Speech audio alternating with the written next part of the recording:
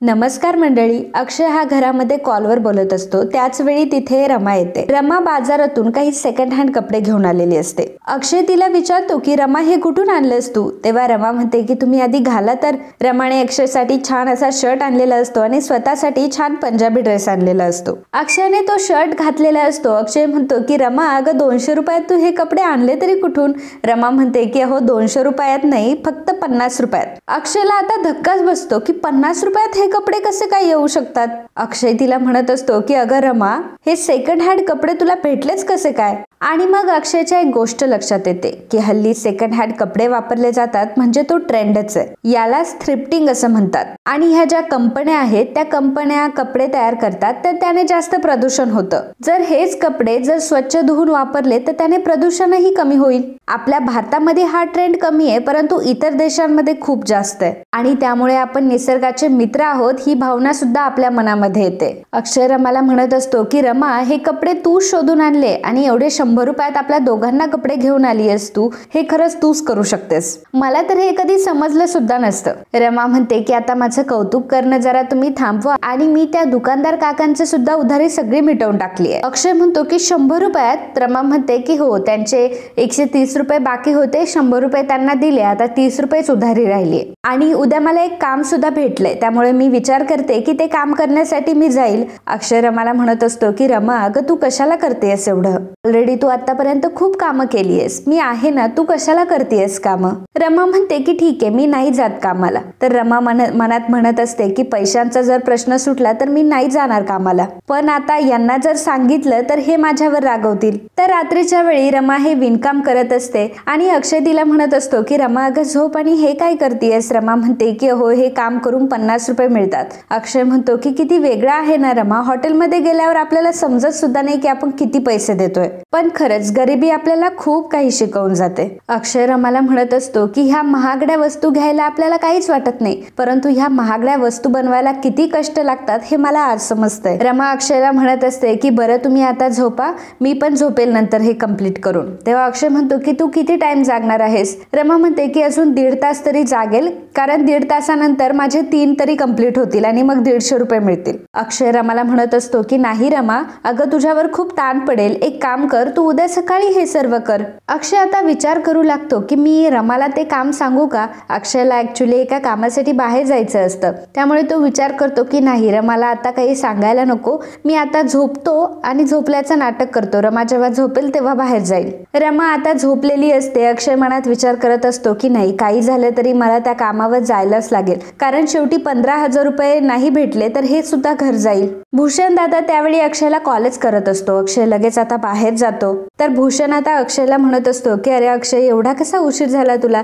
तेव्हा अक्षय सांगत असतो की अरे बायको जागी होती, तिला झोपवून वगैरे आलो. तर भूषण आता अक्षयच्या हातामध्ये एक बॉक्स देतो आणि त्याला तो पोहोचवायला सांगतो. तर अक्षय त्याला विचारत असतो की परंतु या बॉक्समध्ये आहे तरी काय? तर भूषण त्याला म्हणत असतो की अरे या बॉक्समध्ये काय असतं आपल्याला माहित नाही, यात सोनं असू नाही तर माती असू, आपल्याला काय करायचंय? आपल्याला फक्त आपलं काम करायचंय, आपल्याला फक्त हे पोहोचवण्याचं कमिशन भेटत असतं, त्यामुळे मीच टेन्शन घेत नाही तर तू कशाला टेन्शन घेतोयस? अक्षय म्हणतो की फक्त हा बॉक्स पोहोचवण्याचे एवढे पैसे मिळतात, परंतु अरे हा बॉक्स द्यायचा कोणाला आहे? भूषण त्याला सांगतो की अरे तू एक काम कर, तोंडाला रुमाल बांध, तू फक्त जायचं तिथे आणि पैसे पण द्यायचे नाही, तू फक्त हा बॉक्स तिथे ठेवायचा आणि निघून यायचं. अक्षय म्हणतो की परंतु मी तोंडाला रुमाल का बांधू? भूषण म्हणतो की अरे भाई तू जा, आपल्याला आधीच खूप उशीर झालाय. तर अक्षय त्याला म्हणत असतो की माझ्याकडे तर रुमाल सुद्धा नाहीये. तर भूषण आता तिथे काही कपडे सुकत असतात, त्यातलाच एक कपडा अक्षयला देतो. अक्षय म्हणतो की पण मी त्या माणसाला ओळखायचं कसं? भूषण त्याला म्हणतो की तू जा बरं, आधी सगळी सेटिंग मी व्यवस्थित केलीये, तू जा इथून.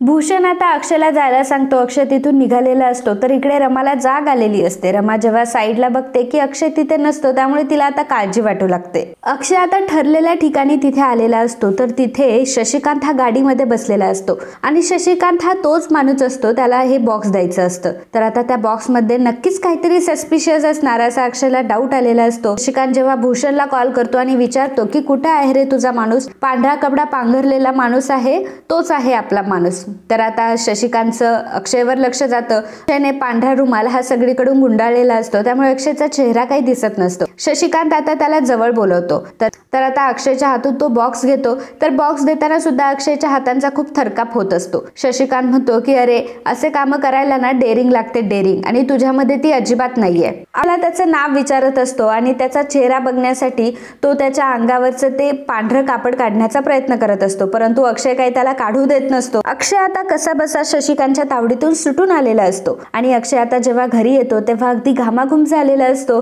आणि भूषण त्याला विचारतो की काय झालंय अक्षय, तू असा एवढा घामाघूम का झालायस. अक्षय आता रागारागात ते पैसे भूषणकडे देतो आणि भूषणला विचारतो की त्या बॉक्स मध्ये नक्की काय होतं. भूषण म्हणतो की तू अजूनही तोच प्रश्न विचारतोयस. अरे मला सुद्धा नाही माहितीये की ते बॉक्स मध्ये काय होतं, आपण फक्त काम करत असतो. अक्षय त्याला म्हणत असतो की मला फक्त एवढी गोष्ट सांग की त्या बॉक्स मध्ये होतं तरी काय. भूषण त्याला म्हणत असतो की अरे तुला 15,000 रुपयांची गरज आहे, तू हे पैसे ठेव.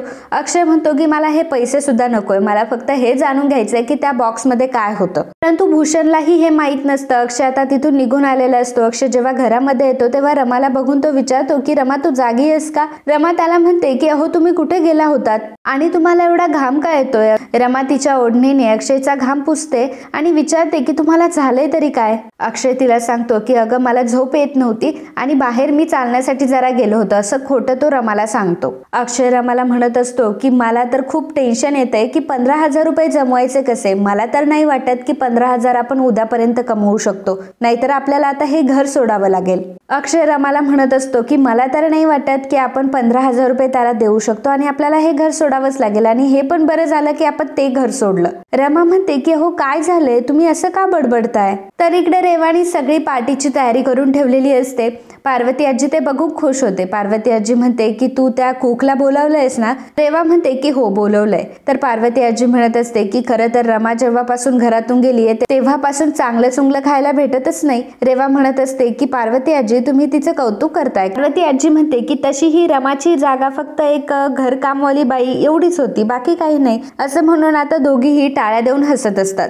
जान्हवी तिथे येते आणि आजीला म्हणते की आजी आजकाल तुम्ही मला टाळी देत नाही. पार्वती आजी म्हणते की कारण तुझे हात त्या रमाला मदत करण्यामध्ये बिझी होते ना, त्यामुळे. जान्हवी म्हणते की आता तर नाहीये ना, आता गेली बिचारी ती, आणि ही सगळी तयारी कशासाठी. तेव्हा पार्वती आजी सांगते की आज आपल्या घरामध्ये किटी पार्टी आहे. तर इकडे अक्षयला खूप टेन्शन आलेलं असतं की हा शशिकांत मुकदम नक्की काय काम करत असेल आणि कसला धंदा करत असेल. मला यांचा पैसाही नकोय आणि काहीच नकोय. रमालाही खूप टेन्शन आलेलं असतं. रमाने सुद्धा आता त्या कामावर जाण्याचं ठरवलेलं असतं. तर मित्रांनो आजचा हा भाग इथेच संपतो. पुढील भागात आपल्याला बघायला मिळणार आहे. रमाने मस्त असं म्हातारीचं सोंग घेतलेलं असतं आणि म्हातारी बनून ती माने काकूंसोबत आता मुकादमांच्या घरी आलेली असते. माने काकू आता घरामध्ये येतात आणि पार्वती आजीला म्हणतात की तुम्हाला घरकामासाठी बाई हवी होती ना, हे बघा ही बाई आहे. तेव्हा रमाने म्हातारीचा वेश हा धारण केलेला असतो आणि तिने तोंडावरनं पदर सुद्धा घेतलेला असतो, त्यामुळे ती रमा आहे हे ओळखू येत नसतं. पार्वती आजी आणि रेवा दोघीही तिच्याकडे बघत असतात. तर मित्रांनो असेच मालिकांचे डेली अपडेट बघण्यासाठी आताच आपल्या चॅनलला सबस्क्राईब करा आणि हा व्हिडिओ जर तुम्हाला आवडला असेल तर व्हिडिओला लाईक आणि कमेंट करायला अजिबात विसरू नका. धन्यवाद.